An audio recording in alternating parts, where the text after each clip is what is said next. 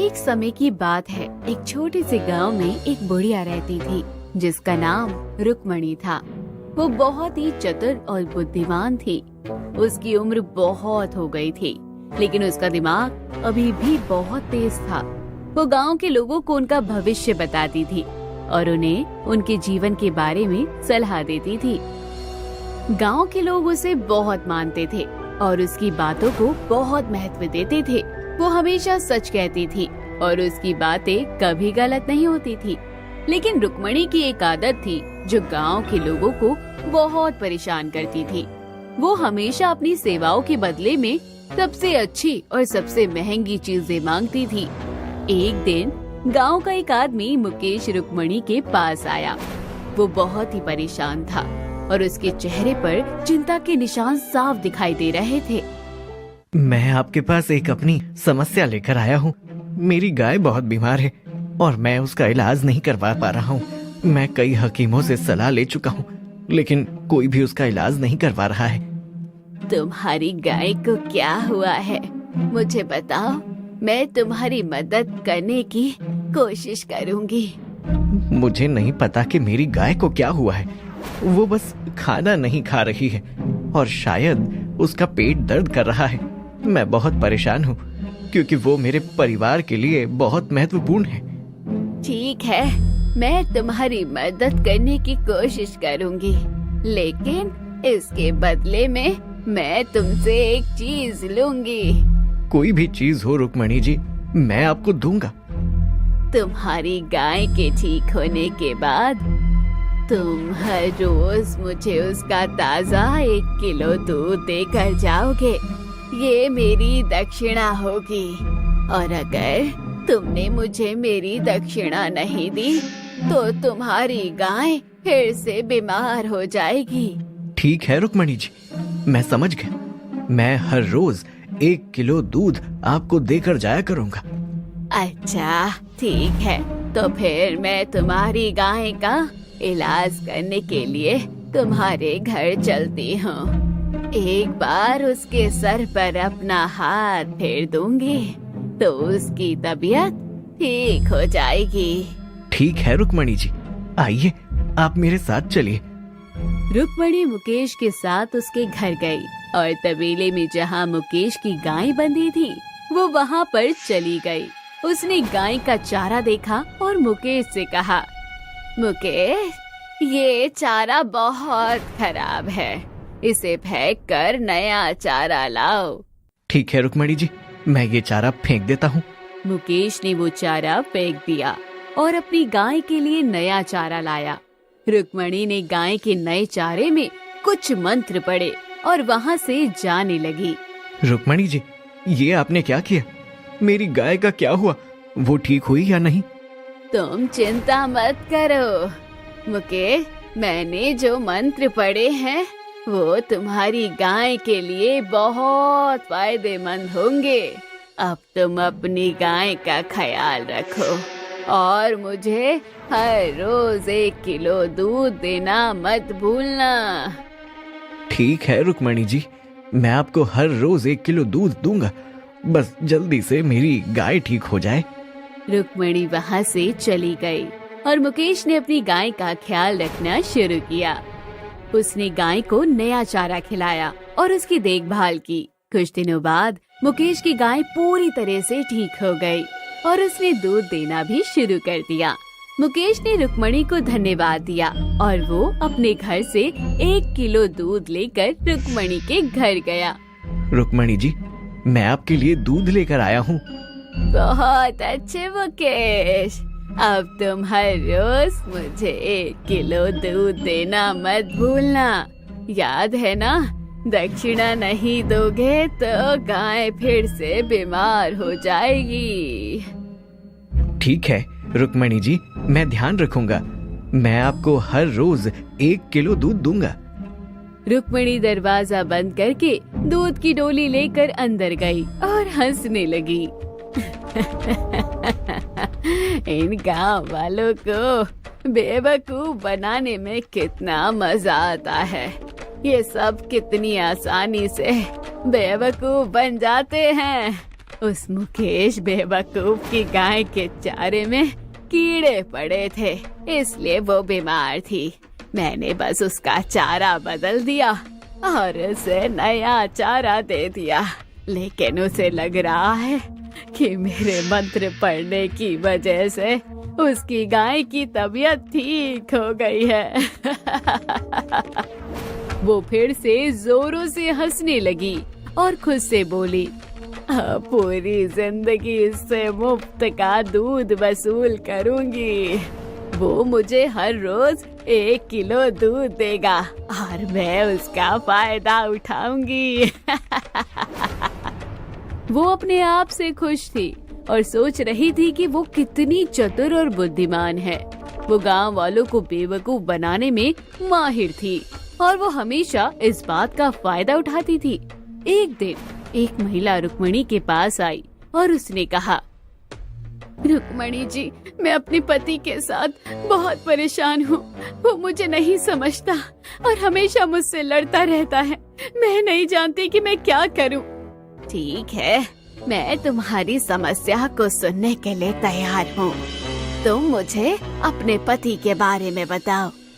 रुक्मणी जी, मेरा पति बहुत शराब पीता है और जुआ भी खेलता है। वो घर में पैसे नहीं बचने देता और मुझे बहुत परेशान करता है। मैं नहीं जानती मैं क्या करूं। रुक्मणी ने महिला की बात सुनी और कुछ देर सोचा। फिर उसने एक छोटे से बक्से से 2 पुड़िया निकाली और महिला को दे दी। लो, ये 2 पुड़िया हैं। इस लाल वाली पुड़िया को तुम अपने पति की शराब में मिलाकर पिलाओगी तो वो कभी शराब को हाथ नहीं लगाएगा। महिला ने लाल पुड़िया को लिया और रुक्मणी से पूछा, और ये पीली पुड़िया क्या है? ये पीली पुड़िया तुम्हारे पति को जुआ खेलने से रोकेगी। तुम इसे रात को सोने से पहले उनके खाने में मिलाकर खिलाओगी तो वो जुआ खेलना भी बंद कर देगा। महिला ने रुक्मणी को धन्यवाद दिया और कहा, रुक्मणी जी, मैं आपकी आभारी हूँ। मैं आपकी बातों को ध्यान में रखूंगी और आपके द्वारा दी गई पुड़िया का उपयोग करूंगी। अच्छा सुनो, और जब तुम्हारा पति ठीक हो जाएगा तो तुम हर महीने मेरे घर में अनाज की बोरी डलवा देना। अनाज की बोरी क्यों? ये मेरी दक्षिणा होगी। दक्षिणा देना बहुत जरूरी है, वरना तुम्हें पाप लगेगा। तुम्हारे पति को ठीक करने के लिए मैंने जो पुड़िया दी है उसका दक्षिणा तुम्हें देना ही होगा, वरना तुम्हारा पति पहले से भी ज्यादा जुआरी और शराब पीने वाला बन जाएगा। ठीक है रुक्मणी जी, मैं आपकी दक्षिणा दूंगी। मैं हर महीने आपके घर में अनाज की बोरी डलवा दूंगी। महिला ने उन दोनों पुड़िया को लिया और रुक्मणी को धन्यवाद दिया। वो अपने घर चली गई और रुक्मणी की बातों को ध्यान में रखा। रात को उसका पति घर आया तो वो बहुत नशे में था। वो बिना खाना खाए ही सो गया। तो वो महिला अनीता उसे खाने में पीली पुड़िया वाली दवाई मिलाकर नहीं खिला पाई। कोई बात नहीं, अगर आज न खाने में पुड़िया मिलाकर ना खिला पाई तो कल खिला दूंगी। अगले दिन अनीता सोकर उठी तो देखा उसका पति नशे में बिस्तर से नीचे गिरकर सो रहा था। अनीता ने नाश्ता बनाकर तैयार किया और पति को उठाने लगी। सूरज कब का सर पर चढ़ गया है, लेकिन आप हो कि उठने का नाम ही नहीं ले रहे हैं। अरे उठ रहा हूँ ना, जब देखो तब नींद खराब करने पर लगी रहती है। थोड़ी देर बाद राकेश उठ गया तो अनीता बोली, जाकर नहा लो, तब तक मैं आपके लिए खाना लगा देती हूँ। नहीं नहीं, अभी मैं खाना नहीं खाऊंगा। पहले बाहर से जाकर एक बोतल लेकर आऊंगा, उसके बाद ही खाना खाऊंगा। लेकिन मेरे पास तो बोतल खरीदने के लिए पैसे ही नहीं है। ला, मुझे थोड़े पैसे दे दे। कोई पैसे नहीं है मेरे पास। जितने पैसे थे उनसे राशन खरीद लिया, अब कुछ नहीं बचा है। अच्छा, तो फिर राशन बेचकर ही बोतल खरीद कर लानी पड़ेगी। क्या? राकेश रसोई में रखे चावल का डिब्बा उठाता है और शराब खरीदने के लिए निकल पड़ता है। अब चावल दुकान पर बेचूंगा और आराम से बोतल खरीद कर लाऊंगा। कर लेने तो आज इनको अपनी मनमानी, लेकिन कल से ऐसा कुछ नहीं होगा। एक बार ये शराब की बोतल तो ले आए, उसके बाद शराब में पीली पुड़िया की दवाई मिलाकर पिलाऊंगी इनको। कुछ देर बाद राकेश शराब की बोतल खरीद कर लाता है। मैं हाथ धोकर आ रहा हूँ, जब तक तू मेरे लिए खाना लगा दे। आज बोतल के साथ ही खाना खाऊंगा। राकेश कमरे में बोतल रखकर घर के बाहर लगे नल पर हाथ धोने के लिए गया और इस मौके का फायदा उठाकर अनीता ने उसकी शराब की बोतल में पीली पुड़िया की दवाई मिला दी। राकेश अंदर आया और उसने शराब की पूरी बोतल पी ली। खाना खाकर और शराब पीकर वो सो गया। उसे सोए हुए थोड़ी देर ही हुई थी कि तभी वो अचानक से उठा और सीधा बाहर की तरफ भागा। उसे बहुत तेज उल्टी हुई और उल्टी से खून गिरने लगा। खून देखकर तो राकेश का शराब का सारा नशा उड़ गया। हे भगवान, ये क्या हो गया? मुझे खून की उल्टी क्यों हो रही है? राकेश की आवाज सुनकर उसकी पत्नी जल्दी से बाहर आई। वहाँ पर खून गिरा हुआ देखकर वो तो बहुत ही डर गई। हे भगवान, ये क्या हो गया? आपकी तबीयत ठीक तो है ना? नहीं अनीता, लगता है ज्यादा शराब पीने के वजह से मुझे खून की उल्टियां हो रही हैं।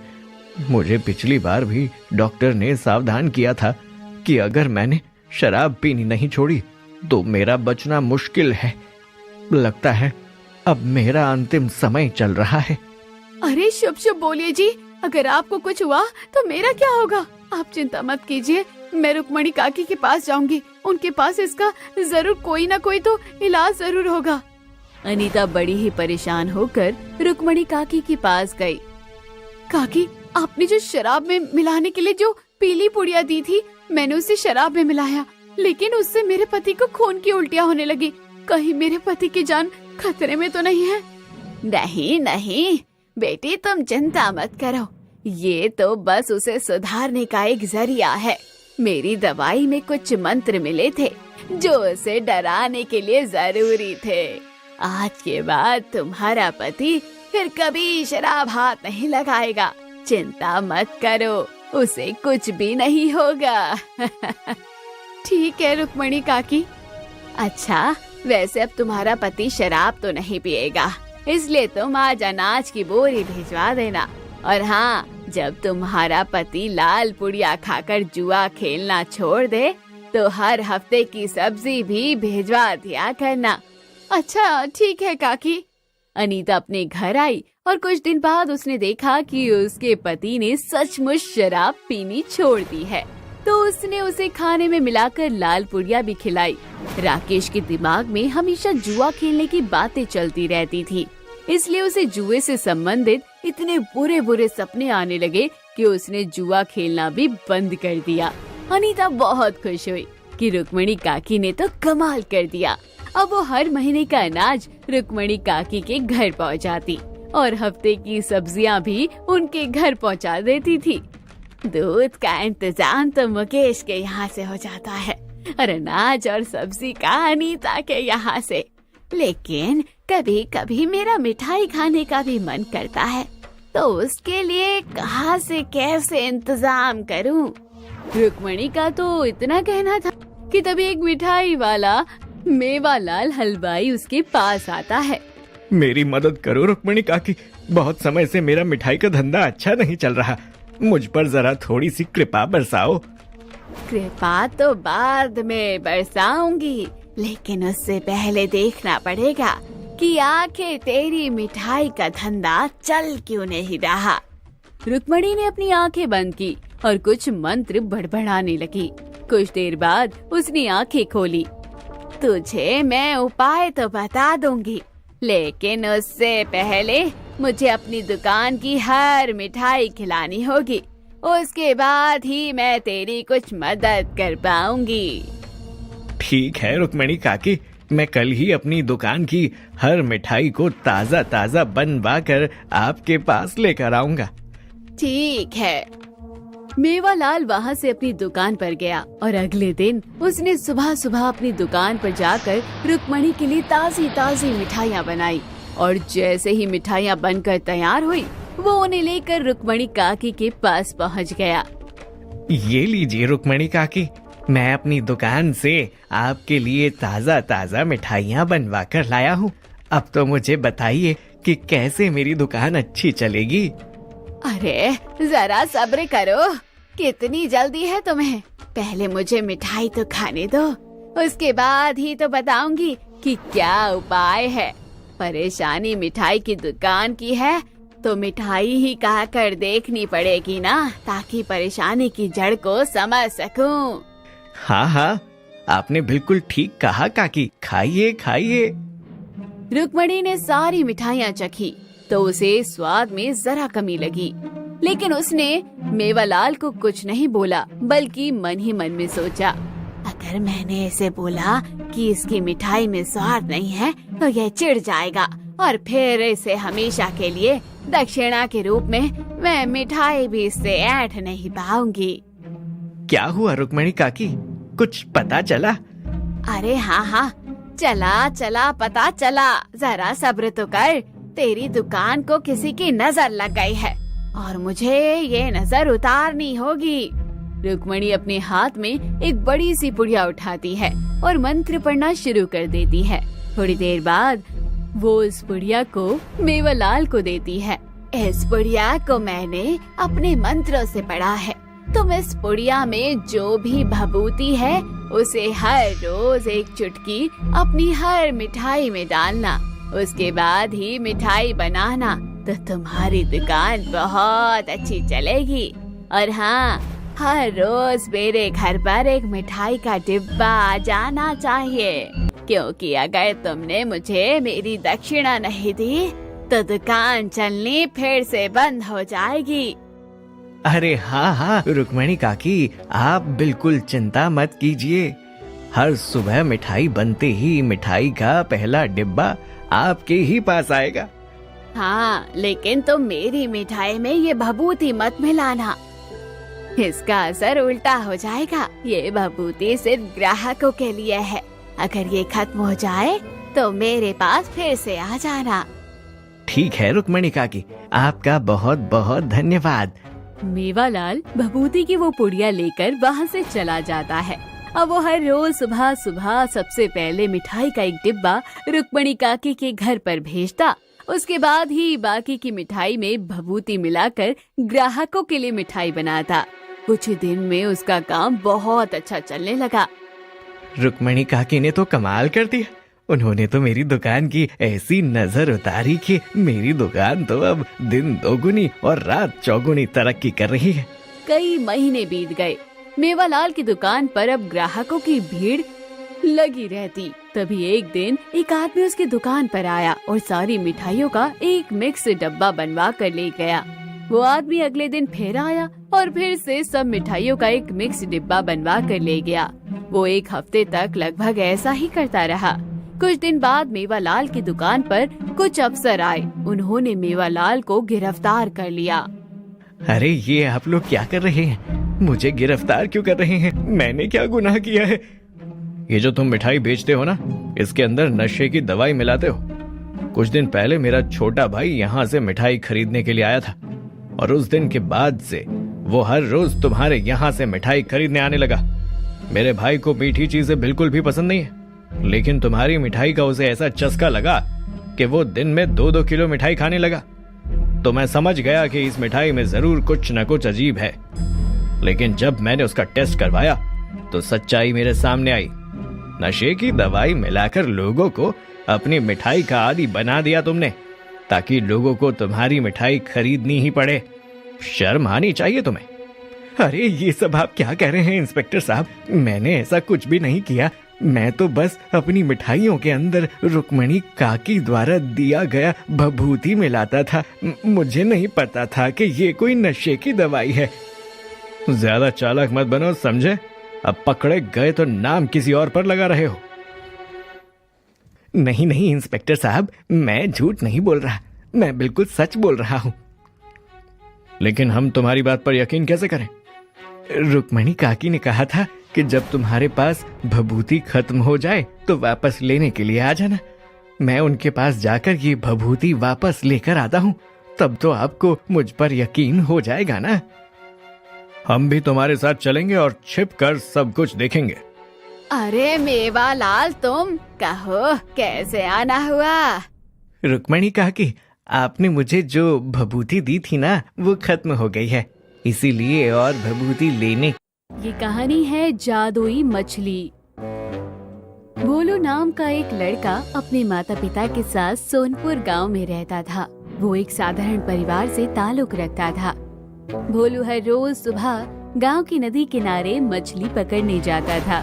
भोलू के माता पिता ने उसे मछली पकड़ने के लिए एक छोटी सी नाव और जाली दी थी।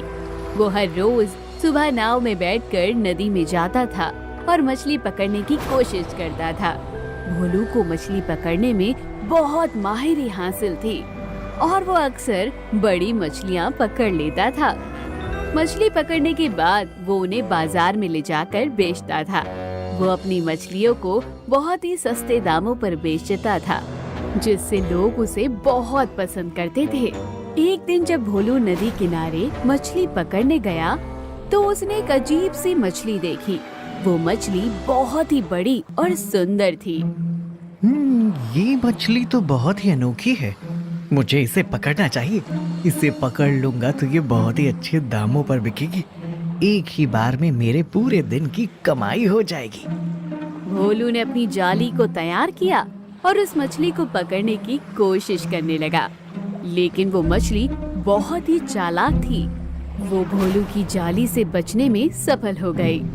इतनी आसानी से मैं किसी के हाथ नहीं आती। तुम्हें क्या लगा कि तुम मुझे पकड़ लोगे?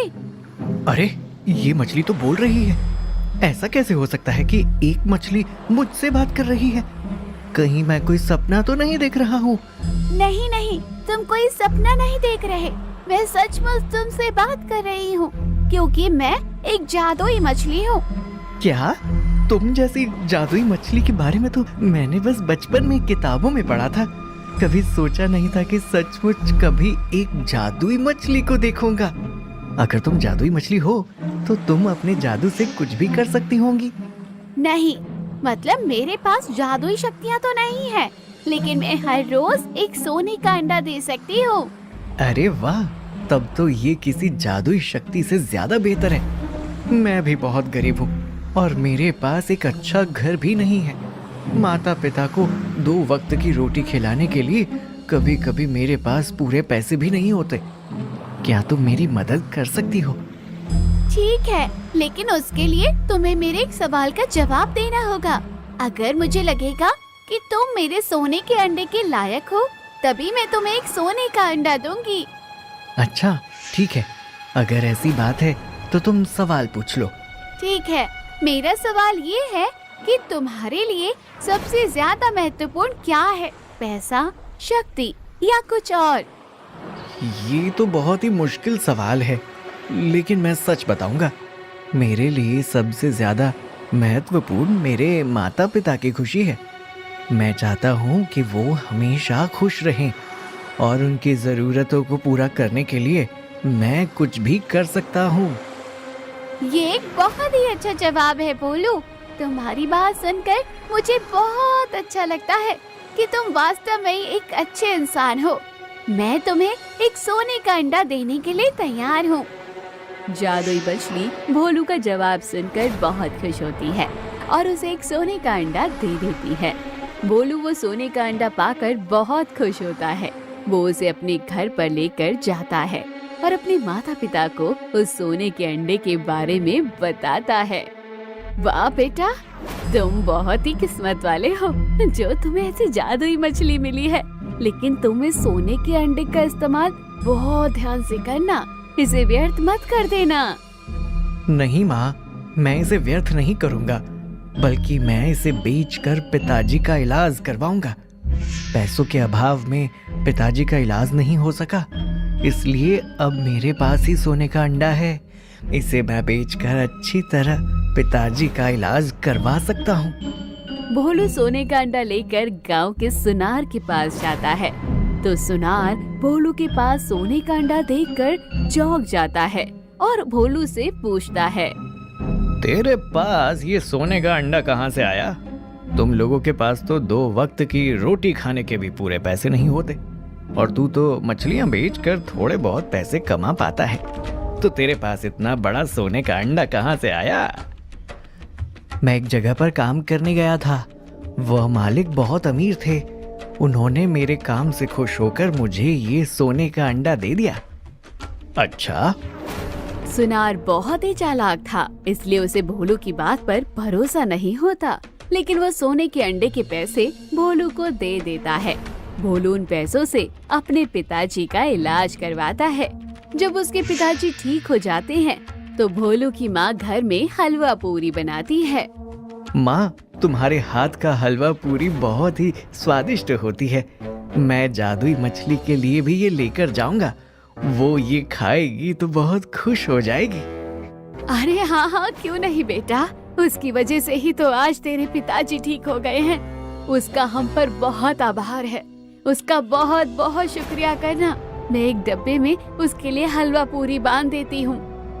भोलू की माँ एक डब्बे में हलवा पूरी बांधकर भोलू को दे देती है और भोलू उसे लेकर नदी किनारे चला जाता है।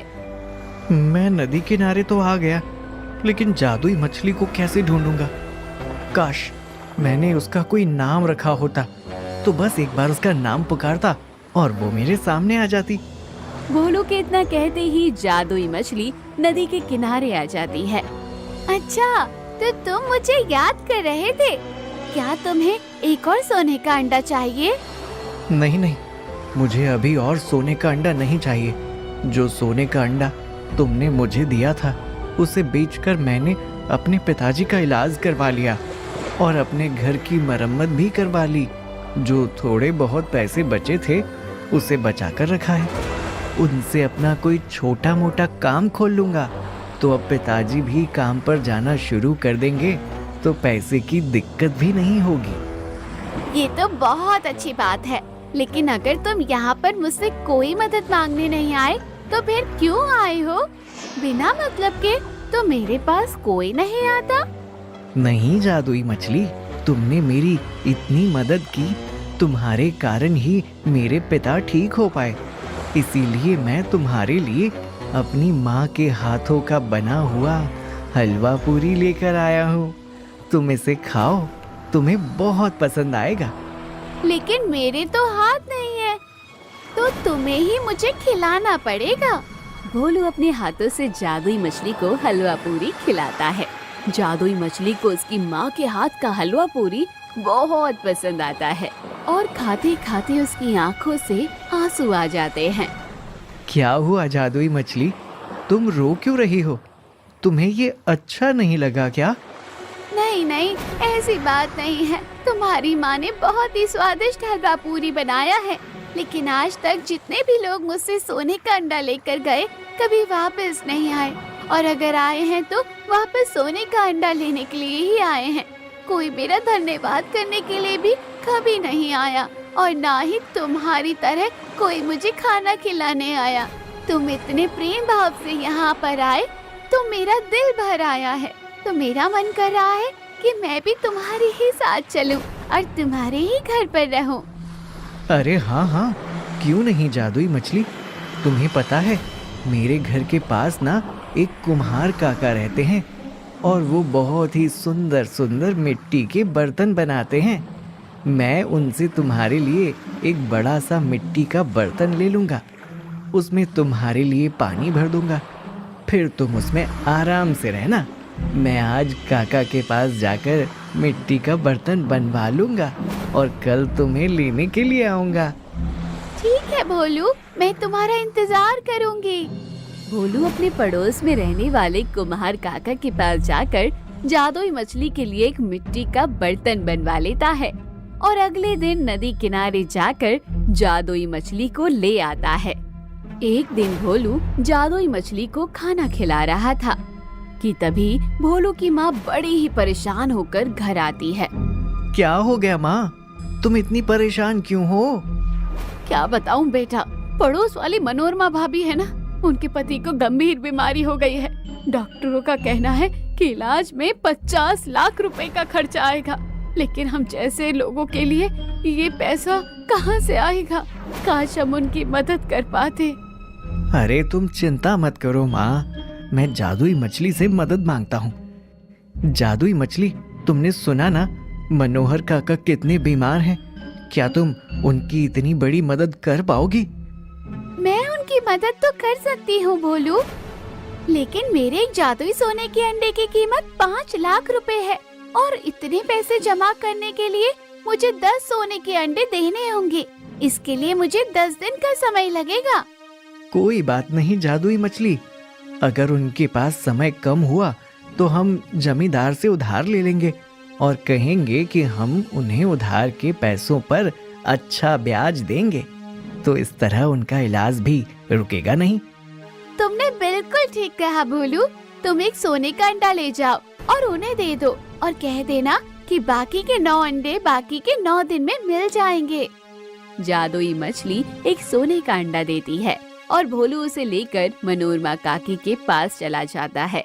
वो उन्हें सोने का अंडा देकर कहता है, ये लीजिए काकी, आप इस सोने के अंडे को सुनार के पास जाकर बेच देना। वो इसके बदले आपको 5 लाख रुपए देगा। कल मैं आपको एक सोने का अंडा फिर से लाकर दूंगा और जब तक 50 लाख पूरे नहीं हो जाएंगे तब तक हर रोज मैं आपको एक सोने का अंडा लाकर दूंगा।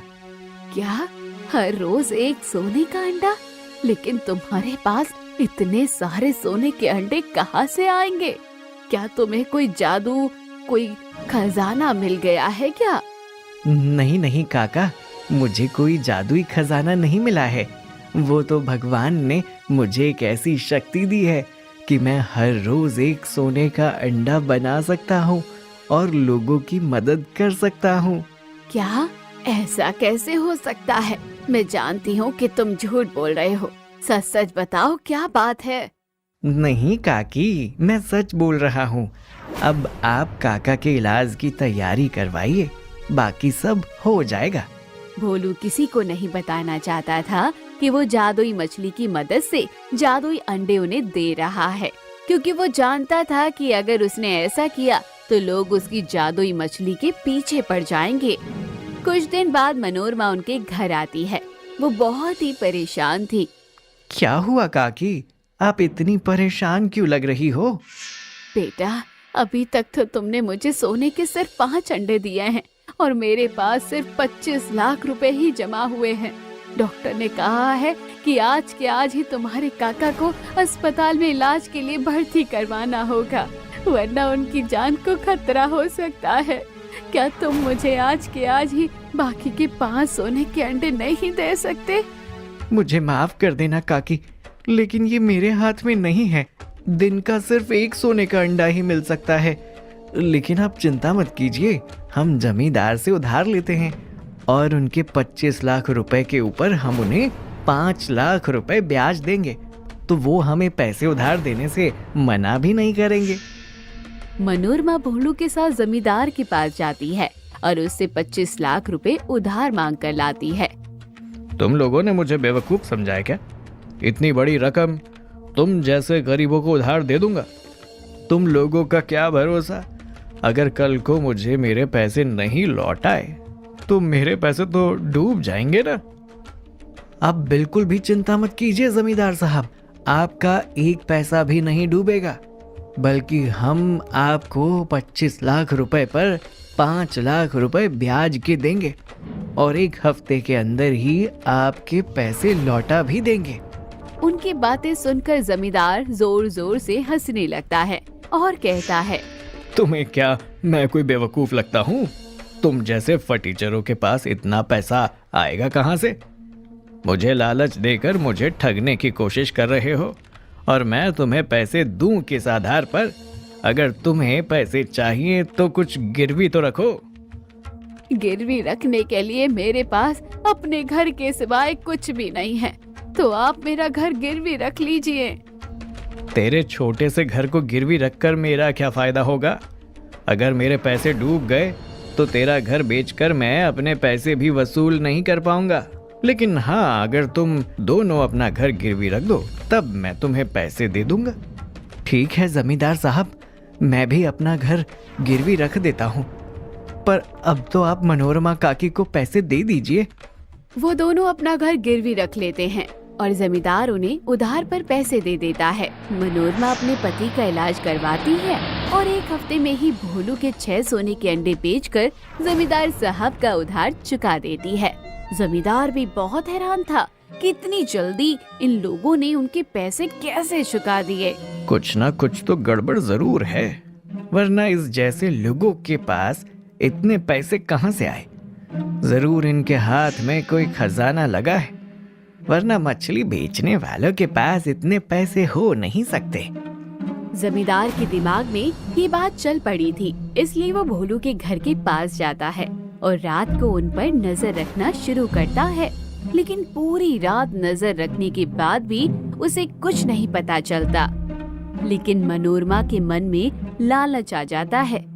भोलू की तो किस्मत बहुत अच्छी है कि उसे ऐसी मछली मिल गई है। काश वो मछली मेरे पास होती तो मैं अपना कितना बड़ा घर बना लेती, बड़ी गाड़ी लेती और घर में काम करने के लिए नौकर चाकर रखती। अगर मैं उस मछली को चुरा लूं तो मेरी जिंदगी तो बहुत ही आसान हो जाएगी।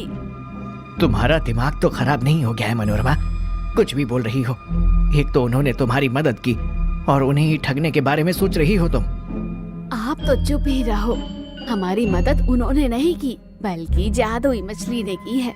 मैंने ठान लिया है कि मैं उस जादुई मछली को चुराऊंगी और हर रोज उससे एक सोने का अंडा लूंगी। मनोरमा रात को छुप छुपा कर भोलू के घर में घुसती है और जादुई मछली को चुरा लेती है। अगले दिन जब भोलू सोकर उठता है तो वो पूरे घर में जादुई मछली को ढूंढता है, लेकिन वो उसे कहीं नहीं मिलती। माँ, पता नहीं मेरी जादुई मछली को कौन ले गया। मैंने पूरे घर में ढूंढा, लेकिन वो कहीं नहीं मिल रही है। मुझे तो लग रहा है कि किसी ने उसे चुरा लिया है। किसी को उसके बारे में पता चल गया होगा और लालच में वो उसे ले गया है। अब मैं अपनी जादुई मछली को कहाँ ढूंढूंगा माँ? लोग बहुत लालची, इसलिए मुझे अपनी जादुई मछली की चिंता हो रही है। अगर किसी ने अपने लालच के चक्कर में उसे नुकसान पहुंचा दिया होगा तो बहुत बुरा होगा। अपनी जादुई मछली के ना मिलने के कारण भोलू बहुत परेशान था। उसने जादुई मछली को हर जगह ढूंढा, लेकिन वो उसे कहीं नहीं मिली। और वहाँ मनोरमा बार बार जादुई मछली से सोने का अंडा मांगती रही। मैं कितनी देर से तुमसे सोने का अंडा मांग रही हूँ, लेकिन तुम मुझे सोने का अंडा क्यों नहीं दे रही हो? मैं तुम्हें सोने का अंडा क्यों दूं? तुम बहुत ही बुरी हो। एक तो भोलू ने तुम्हारी मदद की, तुम्हारे पति की जान बचाई और तुमने उसी के साथ धोखा किया। मैं तुम्हें कोई सोने का अंडा नहीं दूंगी। अच्छा, तो मेरी बात भी ध्यान से सुन ले। अगर तूने मुझे सोने का अंडा नहीं दिया तो मैं तुझे मार दूंगी। उसके बाद तो तेरे अंदर से सारे सोने के अंडे निकलेंगे। क्या तुम्हारा दिमाग खराब हो गया है? क्या तुम अपने लालच के लिए मुझे मार डालोगी? जब तुम जीवित रहकर मेरे कुछ काम नहीं आ रही हो तो मेरे लिए तुम्हें मार देना ही उचित है ना? कम से कम मरने के बाद तुम मेरे कुछ काम तो आओगी। तुम तो बहुत ही लालची और निर्दयी हो। मैं तुम्हें सोने का अंडा देना तो नहीं चाहती, लेकिन क्या करूं, मजबूरी है, देना पड़ेगा, वरना तुम मुझे जान से ही मार डालोगी। काश भोलू जल्दी से आकर मुझे यहाँ से ले जाए। जादुई मछली को अपनी जान बचाने के लिए मनोरमा को सोने का अंडा देना ही पड़ता है। तभी जमींदार वहाँ से गुजर रहा था और सोने का अंडा देने वाली जादुई मछली को देख लेता है और अब वो सब समझ चुका था। रात को वो छिप छिपा कर मनोरमा के घर से जादुई मछली को चुरा लेता है। अगले दिन, मैं कब से तुमसे सोने का अंडा मांग रहा हूँ, तुम मुझे सोने का अंडा क्यों नहीं दे रही हो? तुम्हारे पास धन की कमी है क्या जो तुम्हें सोने का अंडा चाहिए? मैं सिर्फ जरूरतमंद लोगों की मदद करती हूँ।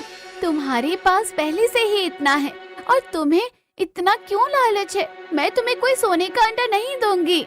तब तो लगता है मुझे तुम्हें मारना ही पड़ेगा, तो तुम्हारे अंदर से बहुत सारे सोने के अंडे निकलेंगे। जमींदार की बात सुनकर जादुई मछली फिर से डर जाती है और उसे मजबूरी में अपनी जान बचाने के लिए जमींदार को सोने का अंडा देना ही पड़ता है।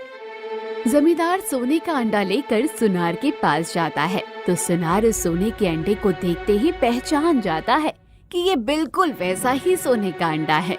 जैसा भोलू और मनोरमा उसके पास बेचने के लिए लाए थे। लगता है पहले जो खजाना भोलू और मनोरमा के पास था वह खजाना जमींदार के पास आ गया है। अब तो मुझे देखना ही होगा कि ये ऐसी क्या चीज है जिससे इतने सारे सोने के अंडे मिलते हैं। अब सुनार रात के समय छिपकर जमींदार के घर घुसता है और जादुई मछली को चुरा कर ले आता है। वो भी जादुई मछली से सोने का अंडा मांगता है। तुम सब लोग कितने लालची हो। बस एक भोलू ही था जो मेरे बारे में सोचता था। उसने कभी लालच नहीं किया और एक दोस्त की तरह मेरा ध्यान रखा। तुम्हारे पास पहले से ही कितना सारा धन है, तुम्हें और सोना क्यों चाहिए?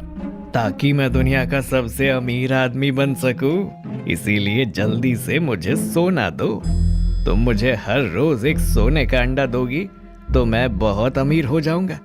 उसके बाद गांव में कोई भी मुझसे अमीर नहीं होगा और धीरे धीरे मेरा रुतबा भी बढ़ता जाएगा। उसके बाद कोई मेरे सामने बोलने की हिम्मत नहीं करेगा। इसका मतलब है कि तुम जादुई सोने के अंडे से अमीर होकर अपनी अमीरी का गलत फायदा उठाओगे। इसलिए मैं तुम्हें सोने का अंडा नहीं दूंगी। अच्छा, लेकिन अगर तुमने मुझे सोने का अंडा नहीं दिया तो मैं तुम्हें मार कर तुम्हारे अंदर से सोने के अंडे निकाल लूंगा। अपनी जान बचानी है तो मुझे सोने का अंडा दो। अपनी जान बचाने के लिए मछली उसे सोने का अंडा दे देती है, लेकिन सुनार इतना लालची था कि उसे हर रोज एक एक अंडा मिलने का सब्र नहीं हुआ और उसने जादुई मछली को मार दिया। लेकिन उसके भीतर से उसे कुछ नहीं मिला। ये मैंने क्या किया? इससे अच्छा तो मैं हर रोज एक सोने का अंडा लेता रहता। इसके अंदर तो कुछ भी नहीं है। सुनार ने जादुई मछली को मार दिया। तभी उस रात जादुई मछली भोलू के सपने में आई और उसने बताया, भोलू, सुनार ने मुझे मार दिया। तुम आकर मेरे शरीर को यहाँ से ले जाओ और मिट्टी में दफना देना। भोलू जैसे ही ये सपना देखता है तो उसकी नींद टूट जाती है और वो रोने लगता है। वो आधी रात को ही उठकर सुनार के घर जाता है तो देखता है कि उसके घर के बाहर जादुई मछली का शव पड़ा हुआ है। वो अपने हाथों में लेकर रोने लगता है और रोते रोते अपने घर आता है। काश मैंने किसी की मदद ना की होती तो आज तुम जिंदा होती जादुई मछली। लोग तो मदद के भी काबिल नहीं हैं। इन जैसे लोगों की वजह से ही आजकल लोग एक दूसरे की मदद भी करना पसंद नहीं करते। काश तुम जिंदा हो सकती। मेरी ही गलती है जिसकी वजह से तुम्हारी जान गई। जादुई मछली को भोलू अपने हाथों में पकड़कर बहुत रोता है, लेकिन जैसे ही उसके आंसू जादुई मछली के शव पर पड़ते हैं तो जादुई मछली फिर से जीवित होने लगती है। भोलू देखता है कि जादुई मछली फिर से जिंदा हो गई है तो वो जल्दी से उसे पानी के बर्तन में डाल देता है। तुम जिंदा कैसे हो गई जादुई मछली? क्या ये भगवान का कोई चमत्कार है? हाँ भोलू, ये भगवान का चमत्कार है, लेकिन अगर मुझे कोई जीवित कर पाया है तो वो मेरे लिए तुम्हारा प्रेम था जो निस्वार्थ था। तुम्हारे आंसुओं ने मुझे जीवित किया है, लेकिन अब तुम मेरे बारे में किसी को मत बताना, वरना लोग फिर से मेरे साथ ऐसा ही करेंगे। नहीं जादुई मछली, अब मैं तुम्हें लेकर अपने परिवार के साथ कहीं दूर चला जाऊंगा और तुम्हारे बारे में कभी फिर किसी को पता नहीं लगने दूंगा। भोलू अपने परिवार के साथ जादुई मछली को लेकर अपने गांव से बहुत दूर चला जाता है और फिर कभी जादुई मछली के बारे में किसी को पता नहीं लगने देता। अब जादुई मछली उनके साथ खुशी खुशी रहने लगती है और अब भोलू बहुत ही सोच समझकर लोगों की मदद करता। वो इस तरीके से लोगों की मदद करता है कि किसी को भी कुछ शक ना हो और कभी जादुई मछली के बारे में किसी को ना पता चले, क्योंकि किसी व्यक्ति के अंदर कब लालच आ जाए किसी को नहीं पता। तो दोस्तों, कहानी यही खत्म होती है। कहानी कैसी लगी कमेंट बॉक्स में जरूर बताइए। चैनल को जरूर सब्सक्राइब कीजिए।